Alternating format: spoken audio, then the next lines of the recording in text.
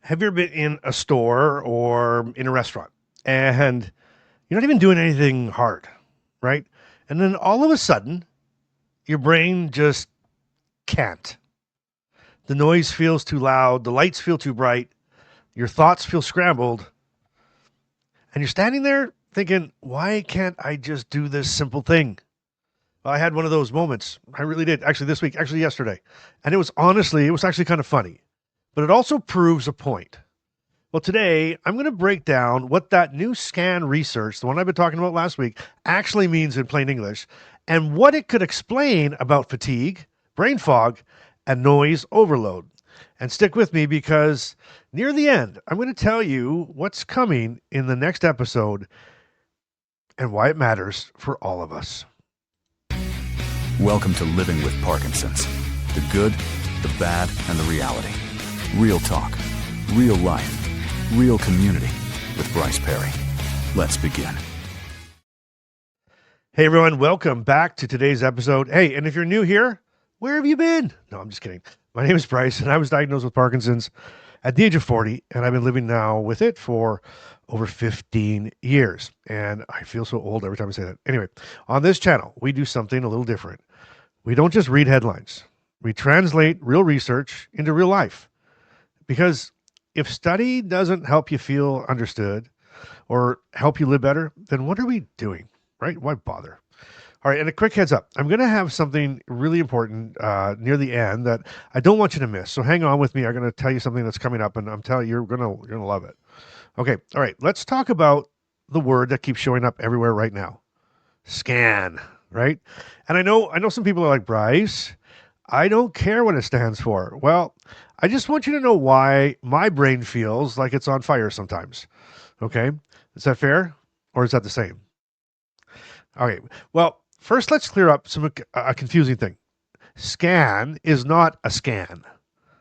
SCAN is the name of a brain network, right? And it stands for Somato-Cognitive Action Network.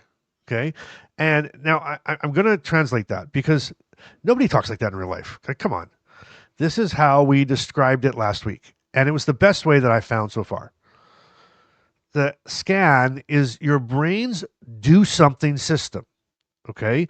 It's the network that helps your brain and your body coordinate things like alertness and arousal. Like, am I awake enough? Am I awake enough to function? Right? Body signals like, is my system stressed right now? Or motivation, like, do I have the drive to do this? And action planning, like, okay, move. Okay.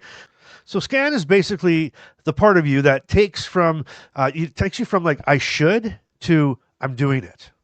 Okay. And if you're living with Parkinson's, you already know exactly what that gap feels like. Don't we all? Ugh, give me a me too in the comments if you understand that. I know I got to do that. I know I got to move. I know I should do that. And some reason I just can't. Okay. And, you know, I can't tell you how many times have you said this or thought this or lived this. Now, I don't just move anymore, right? I always say this. I say that I have to think about everything I do and then plan everything I do. Okay. And that's not just a phrase, like that's your life. You know, most people go for a walk, they swing both arms. Well, if I want to swing both arms, I have to think about it and I have to physically make myself do it. So I want to explain this what I called last week like a traffic jam in your head. So it's the best way that I can describe what this research is pointing at. Okay. It's like a traffic jam in the brain's go system. Okay. So you've got the destination. You know where you're going. You've got the intention. You want to go. You're ready, dressed and ready to go. But the system just goes recalculating, recalculating, recalculating. And here's the tiny science piece in really plain English. What this research suggests is that in Parkinson's, some of those brain communication pathways are too connected and they're too noisy. So instead of a clean signal that says go, you get interference. That's the jam. That's the traffic jam. And when you're jammed like that, you don't get to be automatic anymore. You go drive a manual. and you talk yourself into actions. You have to plan things that shouldn't require planning, right? You brace for things that used to seem so simple. I mean, basically, my brain is like running on Windows 95, and I'm asking me if I want to close all my programs every single time I try to stand up. Right? There's that delay, like stutter, stutter. Okay, so I got to shut them all down before I get up. Now, let me give you let me give you a real example. And this was literally yesterday. Now, Carmen and I were at IKEA. Don't ask me why. Looking at kitchen cabinets, I wrote it down anyway, and countertops. Okay, and you know those fake little kitchens? Have you ever been in IKEA? Those fake little kitchen setups they have? They're like tiny staged apartments, right? So we're standing there, and I'm just like trying to see the price tag on a cabinet. That's it. Just want to look at the price. How much does this cabinet cost? And these two little kids are in the kitchen display, and they are cooking up a storm. They've got pots and pans and fake food and the whole thing, and they're smashing and crashing pots together, and it's like they're auditioning for a heavy metal band. Okay, bam, bam, bam, bam, yelling, laughing, more banging, and I swear, it felt like the volume inside my brain went from normal to emergency siren. Okay, and the part that really surprised me in this, I didn't even notice it right away. Right, I didn't notice what I was doing right away. I just froze. I couldn't focus. I couldn't read the price tag. I couldn't think. And then my body did what it does when the system hits overload. I turned around and I walked away. And Carmen, I didn't say a word. I didn't look at Carmen. I didn't say a word. I just turned and started walking. And Carmen catches up to me and she's laughing. And she's like, "You literally just walked away from me," which, yeah, I did. I guess I did. I guess I did.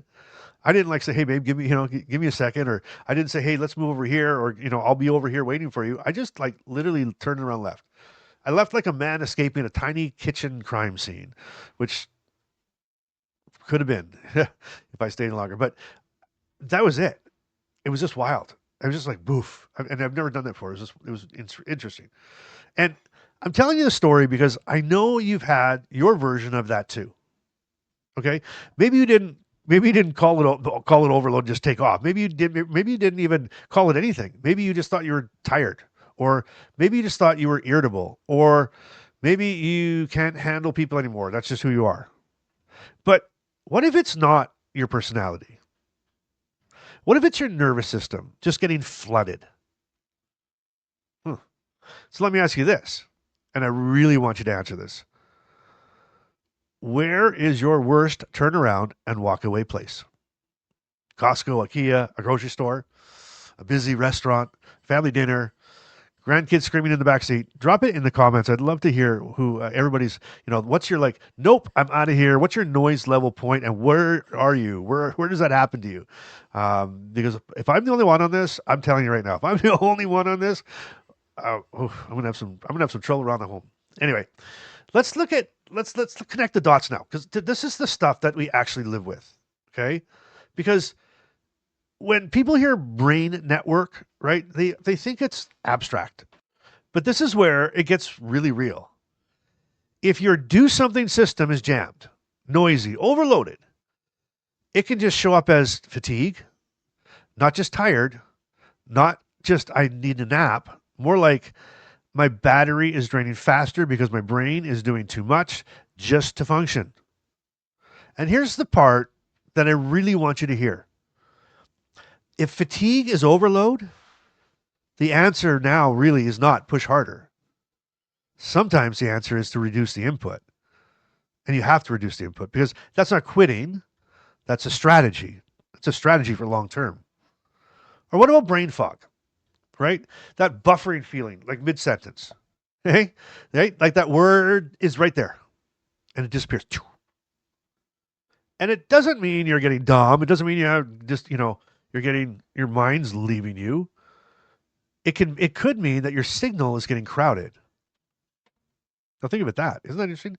I'd rather think that my signal is just overloaded than I'm getting, dementia. That's the way it's going to be all the time. But how about that noise sensitivity? Now, this is where background noise doesn't stay in the background anymore. Okay. It's like when the background noise becomes the main event and your brain, what happens is your brain just can't filter it anymore. Isn't that really interesting? Like, it's not you. It's not like you're focused on it now. Your brain actually is just, again, overloaded. There's a traffic jam up there. Too much is happening right there, and it just can't filter it anymore. And it just loses where it's at. Or how about overwhelmed, right?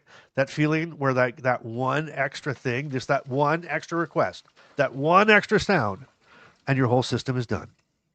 Well, yeah, it is, if you think about it. And yes, even pain. The rigidity alone can hurt. Dyskinesia can hurt, right? Arthritis plus Parkinson's can hurt. But when the nervous system is dysregulated, pain is amplified. So when you've said for years like this doesn't just feel like a tremor, like this is it's more than a tremor. You weren't being dramatic. Or when you said I feel it on the inside. I feel it on the inside. You're not making that up. You really are. You're actually describing reality. You're describing Parkinson's. Now, here's the part that matters the most, though.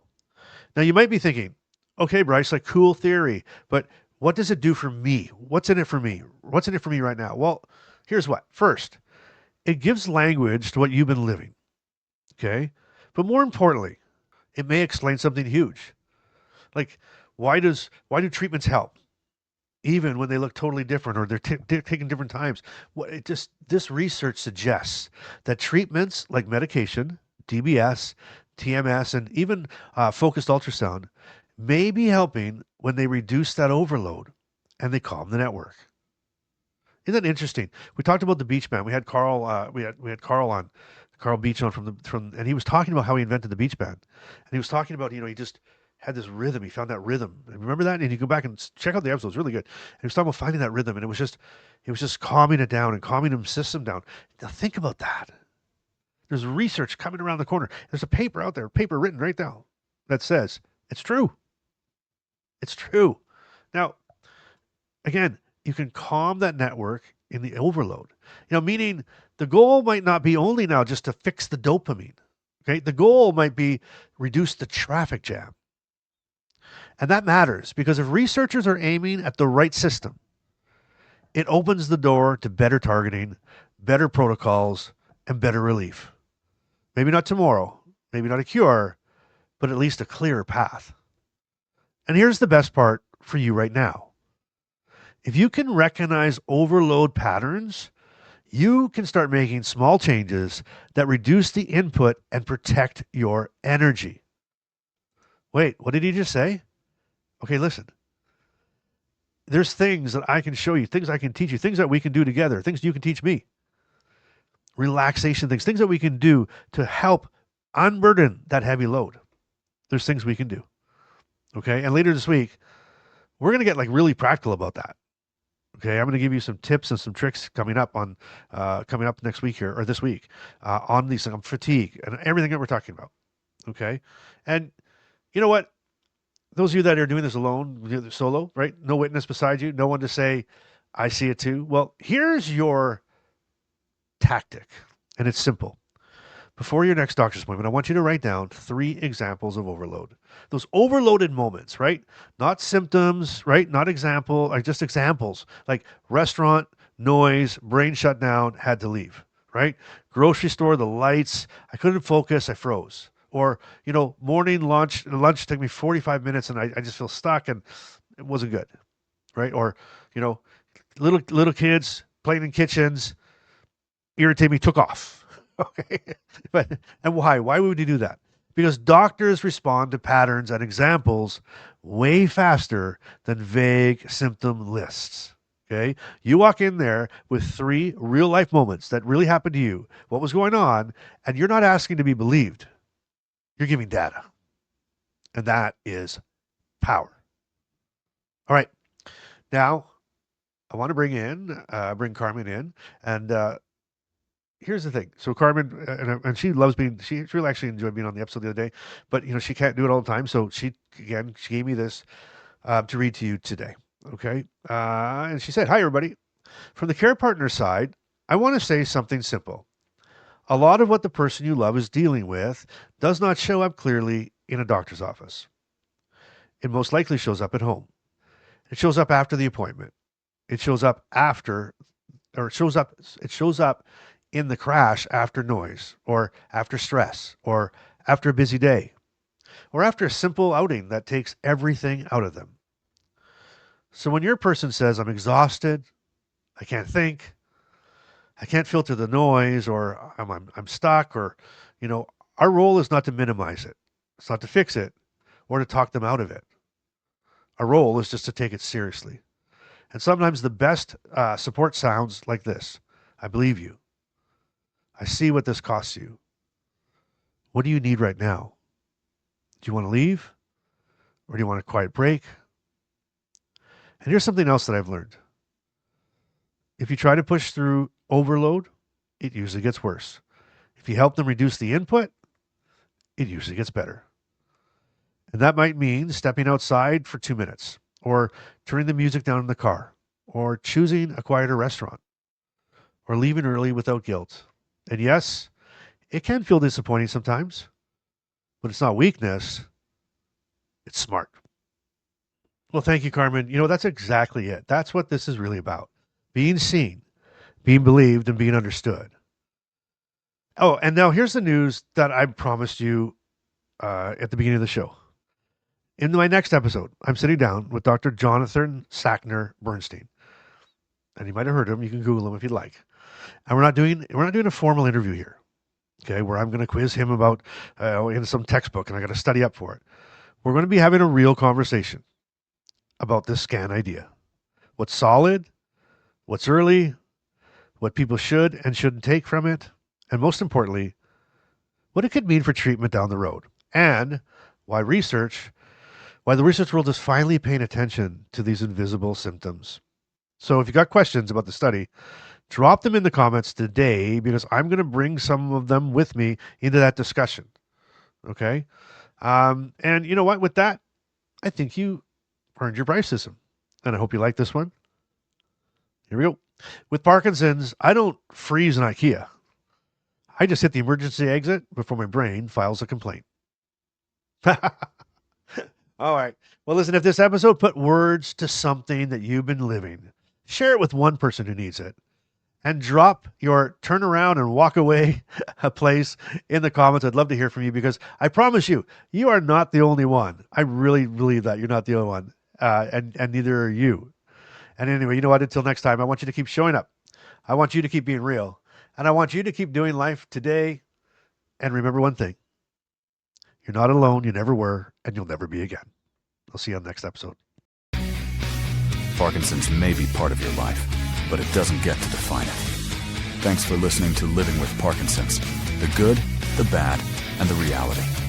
If this episode moved you, helped you, or reminded you you're not alone, share it with someone who needs to hear it. Want to go deeper? The Inner Circle is waiting. Monthly Zoom calls, 24/7 community, and a direct line to Bryce. You'll find the link in the show notes. Until next time, keep showing up and keep doing life today.